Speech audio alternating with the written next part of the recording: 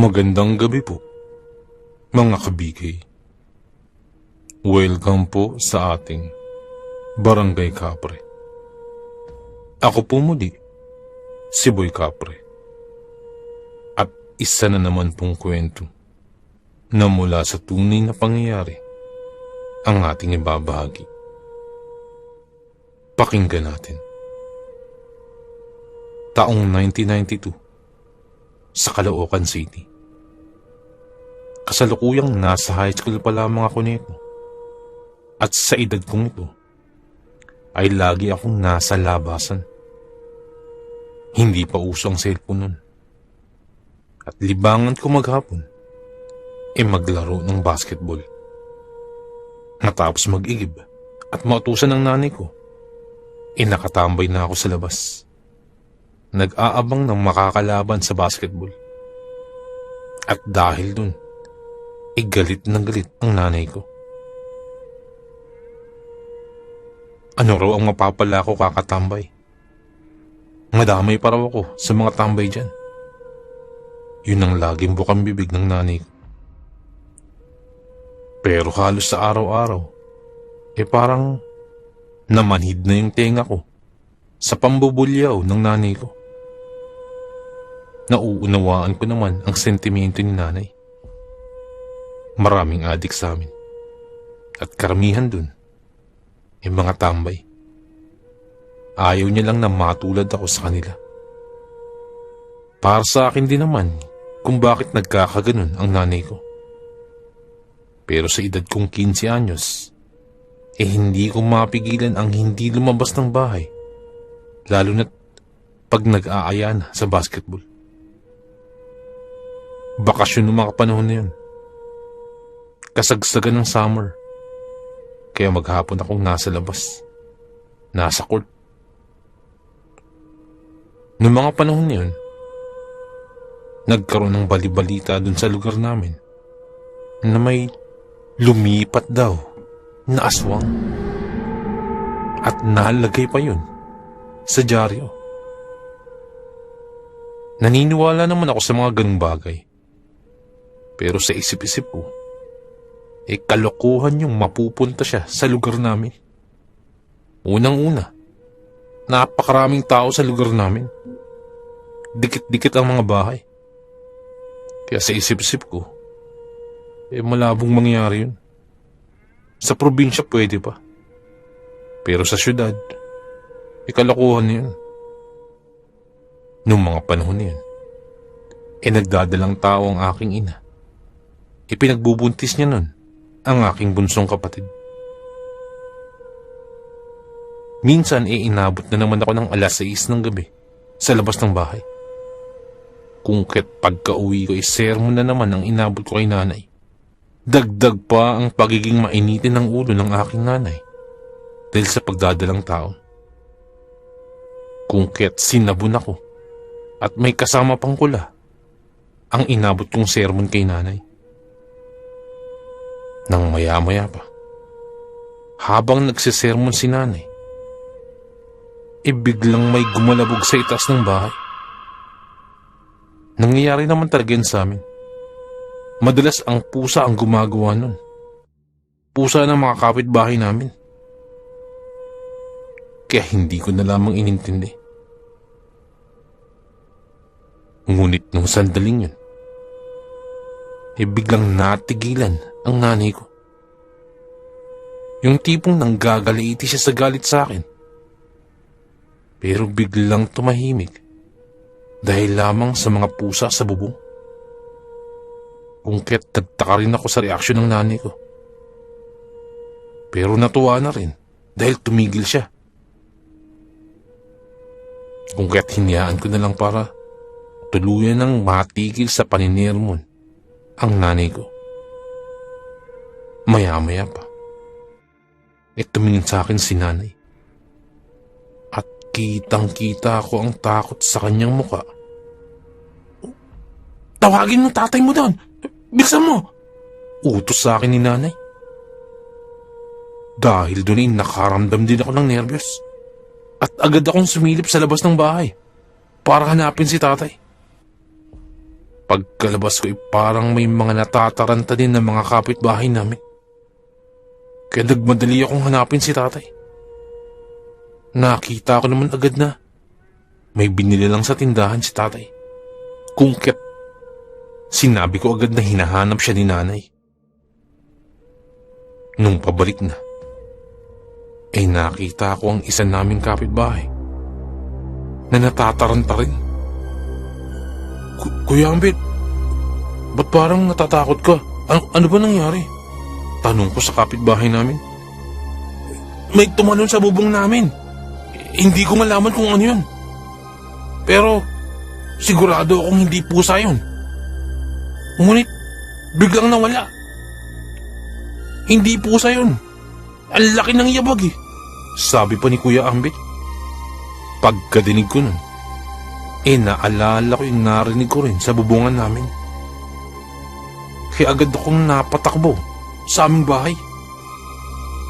Pagkapasok ko sa bahay namin, nakita ko si nanay na sumasakit ang tiyan. At katabi na niya si tatay na may hawak-hawak na gulok. Tay, bakit? Anong nangyari? Tanong ko na may halong pagkagulat dahil sa hawak ni tatay ang itak. May narinig ka bang yabag sa bubong kanina? Tanong sa akin ni tatay. Meron tay, kanina. Yung parang pusa. Sagot ko. Hindi yun pusa. Iba pakiramdam ko. Sagot ni nanay. Kanina, nakita ko si Kuya Ambit tumatakbo rin. May narinig din daw siya sa bubong nila kanina. Sagot ko naman. Buntis din ang asawa nun ni Ambit. Sagot naman ni nanay. Hindi pusa yun, sigurado ako. Ang lalaki ng yabag nun. Iba ang apak ng pusa. Dagdag pa ni nanay. Yung bubungan kasi namin ay yero lamang at walang kisame. Kung kaya't dinig na dinig mo kung may aapak dito. At ramdam mo kagad kung may kabigatan ang nakaapak. Doon ko pa lamang napagtanto. Nahigit na, mabigat nga ang yabag niyon kanina kumpara sa pusa. Ilang sandali pa ay nawala na ang pananakit ng tiyan ni nanay. Kung kaya't medyo nakaramdam na kami ng konting kaginawaan. Kinabukasan, ay naging usap-usapan yung umapak sa bubungan namin nila Kuya Ambit. Hindi lang pala sa amin yung nagpunta, baging sa iba pa naming kapitbahay. Ang hinala ng aming mga kapitbahay, isa daw itong aswang. Akala ko nga pusang naglalampong lang eh. Pero lumalangit-ngit yung bubungan namin kagabi. Sabi pa ng isa naming kapitbahay. Isa amin din. Biglang nagtatatahol yung aso. Yung takot na takot. Ganun yung tahol. Kaya inisip ko hindi pusa yun. Sabi pa ng isa naming kapitbahay. Ako nga lumabas agad ng bahay nun eh. Dahil buntis yung asawa ko. Pagkalabas ko, parang biglang may dumanang napakabilis. Hindi ko nakita. Pero malabong pusa yun. Tingin ko aswang yun. Sabi pa ni Kuya Oscar na isa pa naming kapitbahay. Kaya habang nag-iigib ako ng tubig, nakikinig lamang ako sa kanilang usapan. Ngunit sa kabila ng aking mga naririnig, hindi talaga ako makapaniwala. Sa lugar namin na madaming tao, nasa syudad, may aswang. Yun ang naglalaro sa aking isipan.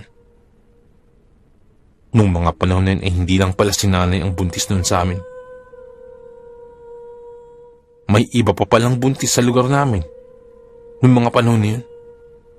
Dahil doon ay lalong napagtibay ang paniniwala ng iba naming kapitbahay na aswang talaga yung nasa bubong na yun. Hinayaan ko lamang sila at nagpatuloy lamang ako sa pag-iigib. Hanggang sa mapuno ko na ang 2 drum para sa aming bahay. Matapos yun ay naglaro na ako ng basketball. Pagkadating ko sa court, yun pa rin ang usapan. Naririnig ko ang mga tambay doon. Mamaya, tatambay kami hanggang ating gabi para makita yung sinasabing aswang na yan. Sabi pa ni Kuya Lando, yung isa sa mga tambay doon sa amin. Sige, sama ako. Mamaya lalabas din ako. Titingnan ko kung totoo nga yung aswang na yan. Sagot pa ni Kuya Jerry. Pagkatapos maglaro ng basketball, umuwi agad ako ng bahay. Wala pang takip silim, nakauwi na ako sa bahay. Mahirap na. Mamaya magmarkulyo na naman si nanay. At isa pa, binilinan ako ni tatay na umuwi agad bago siya magbiyahe ng jeep. Kaya sinigurado kong hapon pa lamang, nasa bahay na ako. Mag-aalas 8 na ng gabi nun. Nanonood kami ng TV. At wala namang kakaibang pangyayari. Maayos naman ang gabi. At medyo maliwanag ang buwan ng gabi niyan. Ilang sandali pa, dumating na si tatay mula sa pagbiyahe ng jeep. O ano, kamusta na? May nangyari ba?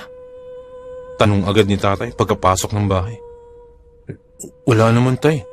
Mukhang hindi naman nababalik yung kung ano man yun. Sagot ko. Kumain ka na muna. Alok naman ni nanay kay tatay.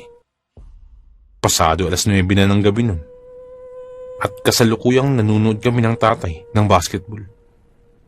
Pagkakatanda ko, fourth quarter pa nun. Kung kaya't nag-aabang ako nang lalabas sa ending. Nang makarinig ako ng mga kahulan ng mga aso mula sa aming mga kapitbahay. Ilang sandali pa, biglang napabangon si nanay mula sa kanyang pagkakahiga. Ano yun? Biglang tanong ni nanay. Wala, nay. Tumatahol lang yung mga aso. Sagot ko. Maya-maya pa, may biglang bumagsak na naman sa aming bubungan. Rinig na rinig ko ang mga yabag matapos yun. At sigurado ko na hindi ito mula sa pusa. Malalaki ang yabag nito. Biglang napatakbo si tatay sa kusina at dali-daling binunot ang itak mula sa lagayan nito. Kasabay nun, lalong nagtahulan ang mga aso sa paligid. Dahil dun biglang napaupo si nanay. Bigla daw nanakit ang kanyang tiyan noong mga sandaling yun.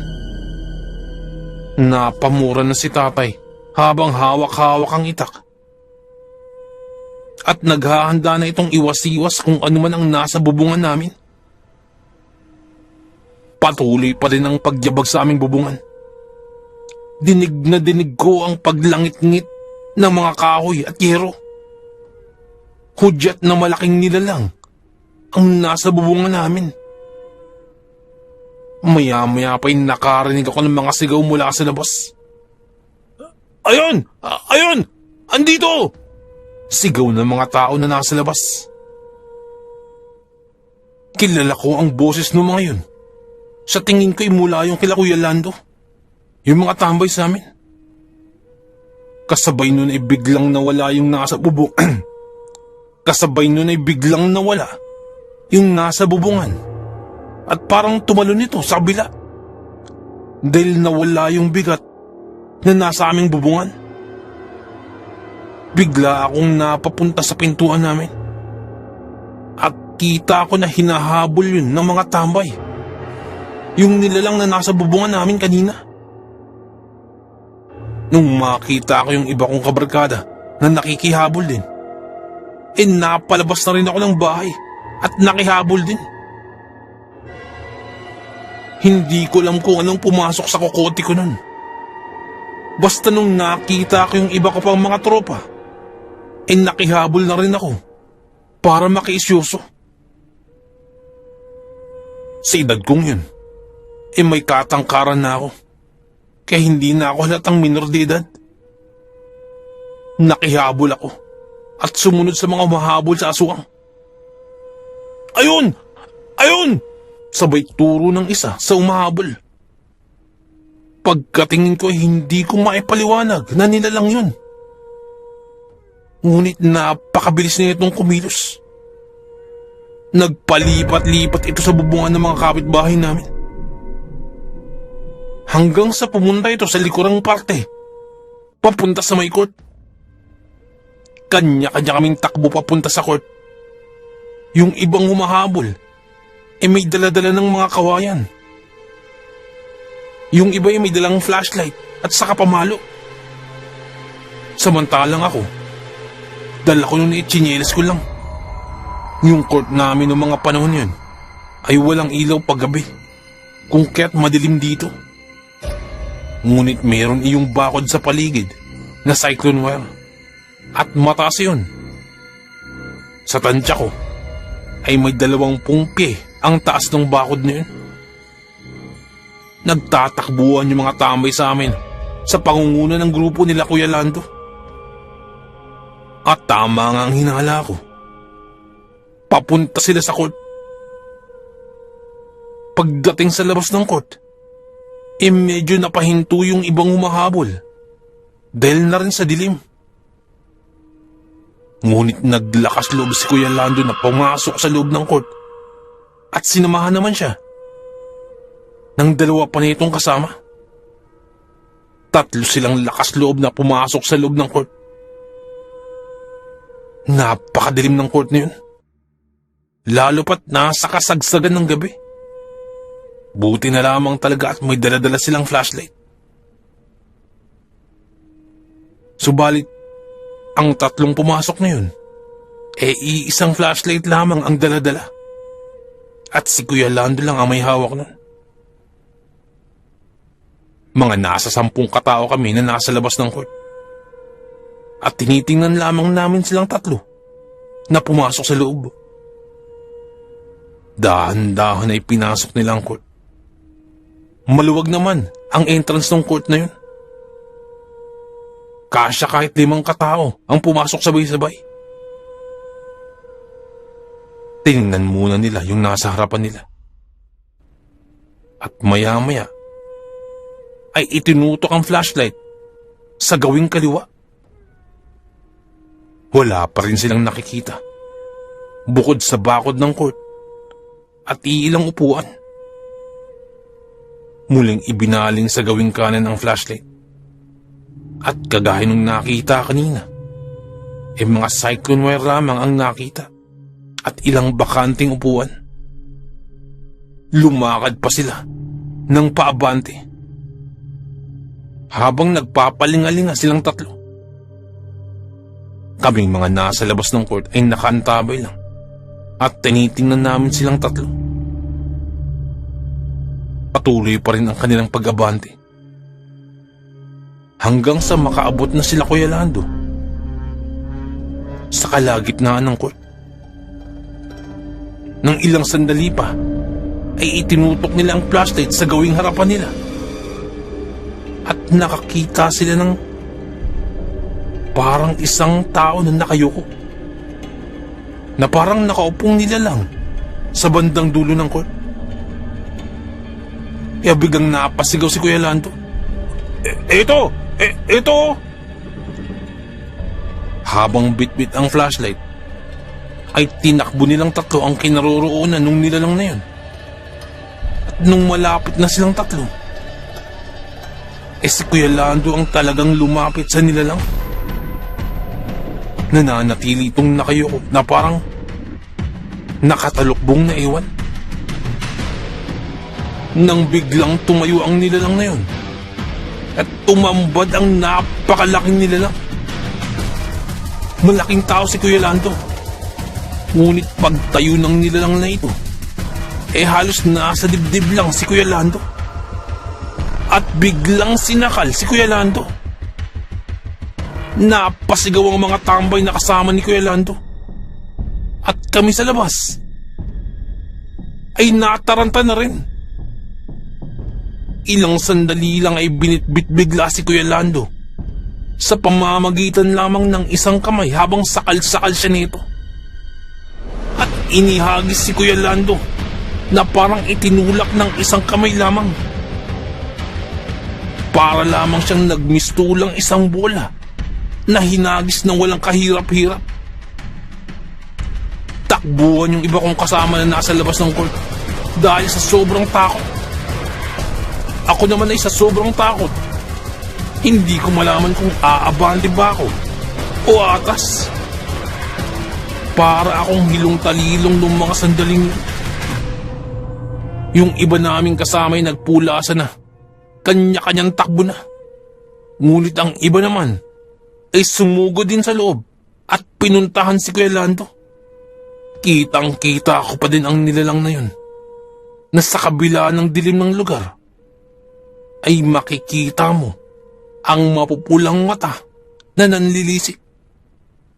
Maya-maya pa, mukhang napansin ang nilalang na yun na may iba pang papasugod na mga tambay. Kung kaya't tumalon nito. Napakataas ng tinalon nito. Natalon niya yung bakod na cyclone wire. Natalon niya ito ng walang kahirap-hirap. At pagkalagpas sa bakod, biglang naglaho na lamang sa kadiliman. Wala na kaming magawa pa, kung di ang puntahan na rin namin sila Kuya Lando sa loob ng court. Pagkadating ko, ay inaalalayan na nila si Kuya Lando patayo. Maliban sa mga gasgas at nalamog na balakang, sa tingin ko'y wala namang matinding pinsalang tinamo si Kuya Lando.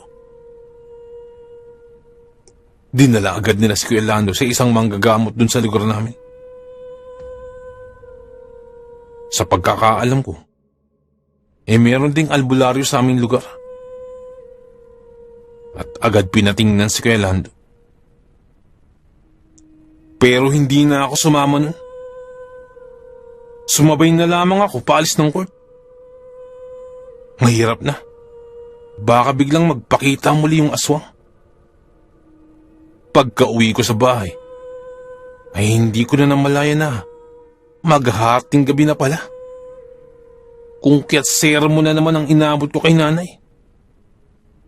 Pero ganun pa man, ayos lang sa akin yun. Dahil hudyat yun na walang nararamdamang iba si nanay. Kagaya ng pananakit ng tiyan. Matapos magsermon si nanay, saka ko ikinuwento ang nakita ko kanina. Matapos magsermon si nanay, saka ko ikinuwento yung nasaksihan ko sa may court. Kinabukasan, nakita ko ulit si Kuya Lando. Nakatambay ulit. Maayos naman siya. Pero kitang-kita ko yung liig niya na magang-maga. Ayon sa kanya, dala raw ito ng pagkakasakal sa kanya ng aswang. Buti na lamang at naagapan daw ito ng manggagamot. Bagamat gano'n ang nangyari, laking pasalamat ng aming mga kapitbahay dahil sa ipinamalas na katapangan ni Kuya Lando at ng mga kasama niya. Matapos yun ay hindi na bumalik ang aswang na yun sa lugar namin. At nakapanganak naman si nanay ng maayos.